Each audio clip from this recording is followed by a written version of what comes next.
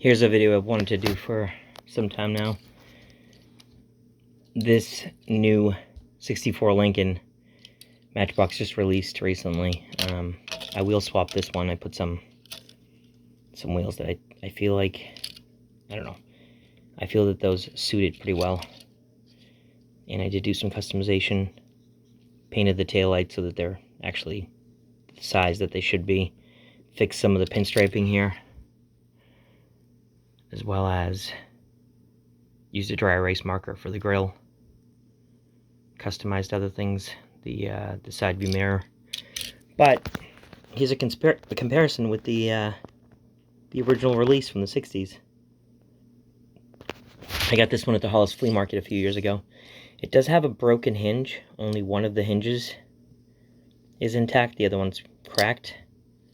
But I've always been extremely delicate with it. I don't want to break it more. If it ever were to break completely, I'm going to just glue it down and then eventually maybe fix it. But I don't want to drill this thing apart.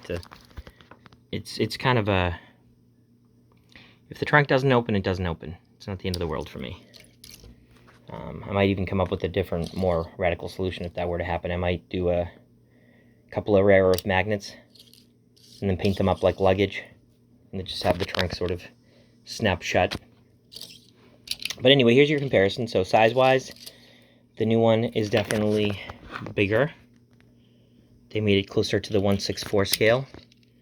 So again, if you look at the length, the overall length, it's much longer, much bigger. But the little details, like the Continental emblems, again, I did fix that tail light a little bit. It was just a thin stripe. It wasn't done the right way. A lot of the silver trim on these is coming out smudged.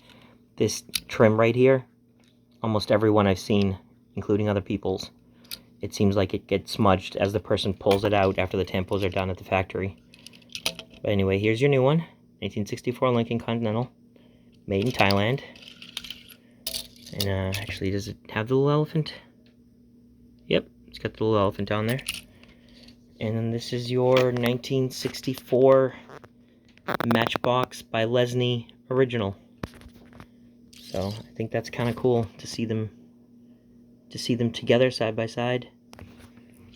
You know, it's certainly a neat thing to see Matchbox re-releasing some of these. You know, and then you get to see the differences between the new and the old, and in some ways they're more detailed, and in some ways they're more intricate, and in other ways the original certainly has a lot of character. I'll put it that way. I really like the original in terms of the overall feel of old Matchbox cars is awesome. And again, unlike Hot Wheels, they were never about speed. You know, the wheels are very rudimentary, and that's okay. But I love this thing. This one is almost as cool. I'm happy that Matchbox re-released it.